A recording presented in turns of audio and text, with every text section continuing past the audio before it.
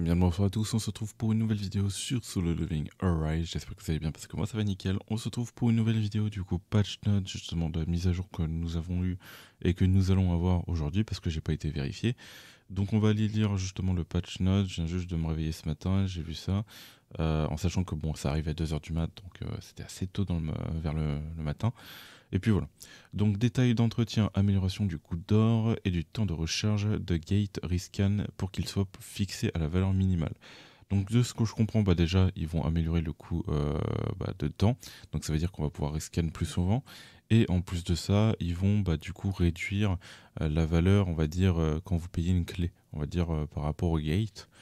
Pourquoi pas. Écoutez, du coup ça va coûter moins cher en cristaux, même si c'est déconseillé pour un free-to-play d'utiliser ces cristaux. Augmentation de nombre de récompenses en or pouvant être obtenues grâce aux récompenses en 1000 gates mission. Donc en gros, lors des gates, de ce que je comprends, donc on va avoir des améliorations sur l'or et on va avoir des améliorations sur les récompenses à côté et tout. Donc très intéressant. Du coup, c'est ce qu'on attendait. D'ailleurs, je suis assez content justement qu'ils fassent cette mise à jour assez rapidement parce que c'est vrai qu'on en avait besoin. Réduction du coût d'or pour déséquiper les artefacts. Et du coup, là, on va pouvoir avoir la réponse à quel point ils ont diminué justement le coût d'or. Donc, il est possible que justement que ça ne soit pas très énorme, on va dire. Donc, on verra bien, en espérant qu'ils réduisent bien le coût d'or. Ajout de la fonctionnalité de verrouillage et de déverrouillage pour le Powder of Blazing. Donc peut-être par rapport le powder, c'est pas par rapport à la poudre de blazing. Ajout de fonctionnalité de verrouillage de déverrouillage. Donc ce serait par rapport au blazing du coup. Et on aurait un verrouillage et un déverrouillage parce qu'apparemment on n'en avait pas. Ok, très bien. Donc Yon-O sera corrigé pour s'appliquer correctement comme indiqué. Ah, my bad. L'augmentation de 20% de l'efficacité break. Un deuxième effet d'avancement pour le chasseur Lim Taiyu et Baek Yun-O sera corrigé pour s'appliquer correctement comme indiqué. Donc apparemment ça ne s'appliquait pas correctement du coup, l'augmentation des 20%, très bien. Ok, pourquoi pas. Et nous avons indiqué et résolu le problème où le taux d'efficacité de rupture était appliqué à un niveau inférieur à celui indiqué.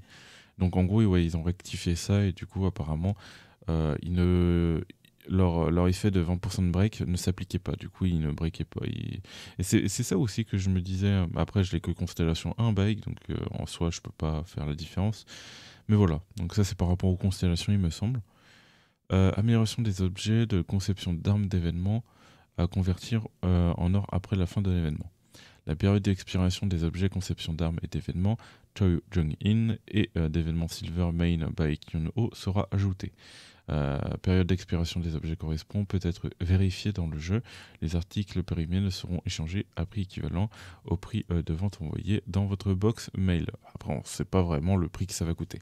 En gros, ce qu'ils disent, c'est que tout, vous voyez, les fragments qu'on obtient pour, admettons, assembler l'arme de Choi ou l'arme de Baek, et ben en fait, à la fin de l'événement, ils vont nous convertir ça en or. Donc très bien, pourquoi pas. Même si, bon, moi j'aurais préféré garder les pièces pour de prochains événements justement liés au personnage, comme ça nous aurait permis d'avoir plus facilement les armes. Mais là, il nous convertit en or, donc si on a le choix, c'est bien. Si on n'a pas le choix, bon, c'est un peu moins bien. Après, ça peut être intéressant pour ceux qui ont besoin d'or, mais à voir combien d'or que ça va donner, quoi. Surtout ça aussi. Ok. L'affichage de la saison Battlefield of Time sera mis à jour, donc ok. Donc une petite correction par rapport à l'affichage. La quantité d'or requise pour les faire progresser certaines armes SSR Sonjinwa est appliquée de manière excessive et sera ajustée pour être appliquée de la même manière que les autres armes. Donc apparemment il faut savoir que toutes les armes n'étaient pas équivalentes par rapport aux ressources que ça demandait pour les améliorations. Et du coup, apparemment, il n'y a que 3 armes qui étaient concernées, donc le grimoire de Tétis, rage de Vulcan et l'épée de Longrois du démon. Pour les chasseurs ayant déjà avancé les armes avant la maintenance temporaire, leur trot utilisé sera envoyé dans leur boîte aux lettres. Ok, donc ils vont rembourser, du coup, les armes, ils vont réduire, ils vont rembourser les armes avec de l'or. C'est bien, mais ce qu'on a besoin généralement pour améliorer les armes, c'est surtout les ressources d'amélioration comme les petites capsules, je sais plus comment on appelle. Mais en gros, voilà quoi. Ok, donc il faut voir, faut voir la mise à jour, comment il rembourse.